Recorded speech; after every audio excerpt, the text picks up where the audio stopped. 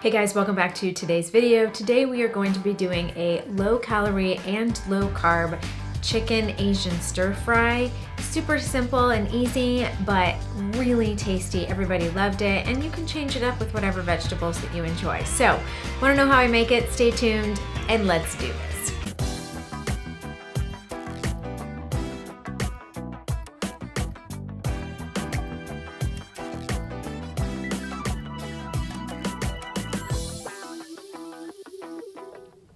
Okay, so this recipe is actually Optavia approved, low carb approved, keto approved, low calorie approved, Weight Watchers approved. It's pretty much approved. So the star of the show is these two marinade / stir fries. One of them I don't have the bottle for anymore, but I do have a video of it. It is the G. Hughes orange ginger marinade. And I took boneless, skinless chicken breasts, chopped them up into bite-sized chunks, and marinated it in the ginger orange marinade for 24 hours prior to making this dish. The second one is the G. Hughes sugar-free stir fry mix. These have 5 calories per tablespoon, 1 total carb, no added sugars. So pretty darn good. The only thing I would say about this is if you really like a sweet kind of teriyaki vibe, this is perfect for that. If it's a little bit too sweet, cut it with some soy sauce, which is what I did. So I did 2 parts of this to 1 part soy sauce. And that made the perfect Asian stir fry sauce for us. A little bit of salty, a little bit of sweet, kind of the perfect combo. It's a little too sweet for me, for my taste.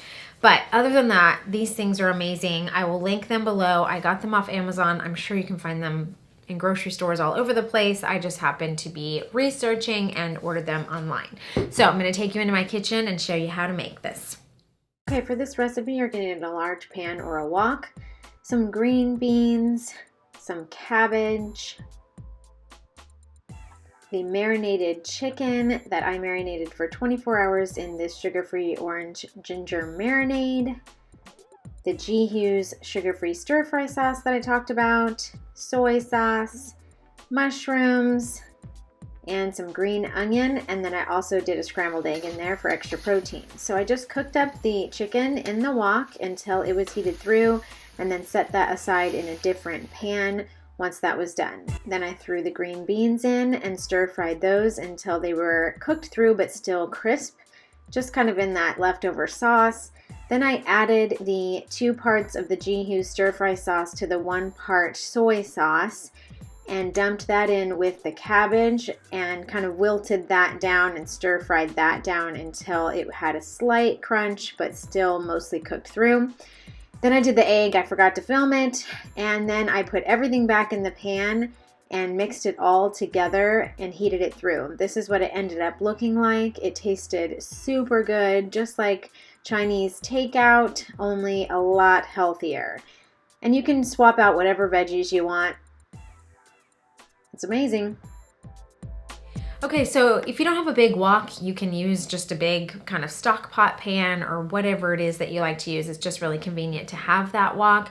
But basically, you're just cooking all your stuff in batches and then throwing it all back in together and heating it all back through. You can use whatever vegetables you like. You can use red peppers or bell peppers or onions, whatever you want to throw in there. Broccoli slaw, that would be amazing. We just had mushrooms, cabbage, and green beans that we needed to use up, and so I threw those in there. But the stir-fry sauce and the Asian seasonings just really add some stuff. You could add PB2 powder to give it more of like a peanut flavor. You could sprinkle some peanuts on top. If you wanted to add a little bit of crunch and peanuts, that would be amazing. Or slivered almonds, that would be amazing. So this recipe is really versatile, but those 2 ingredients, the orange ginger sauce and this stir-fry sauce with soy sauce added in, gives you all that yummy flavor without adding a bunch of calories and no sugar, which is amazing. So I will have in the description box the exact calorie count for what I made. Of course, if you change up the vegetables or you add peanuts or anything like that, it's gonna alter it a little bit. But this was a very low calorie dish that was very filling and satisfying. So I hope you'll give this a shot. Give this video a thumbs up if you enjoyed it and share it with anybody who you think would enjoy this Asian chicken stir fry. I will be out of town for a couple of weeks, and so I may not have a video for 2 weeks. I will try and get one maybe on the second week, but definitely not next week, because I believe in balance. And so we're gonna take a family vacation here at the end of summer, but I will be back with more reviews and more products and more recipes. So make sure that you're subscribed and you've got your notification bell turned on so that you don't miss it when I come back. Please feel free to leave in the comment section below recipes that you want me to try. If you've seen anything on Skinny Taste or Eating Well or Pinterest or wherever and you thought, I wonder if that's any good, but I don't wanna buy all the stuff to make it, send me that in the comments below. I would love to try it out. Otherwise, I hope you're having a great day, and I'll see you in the next video. See ya.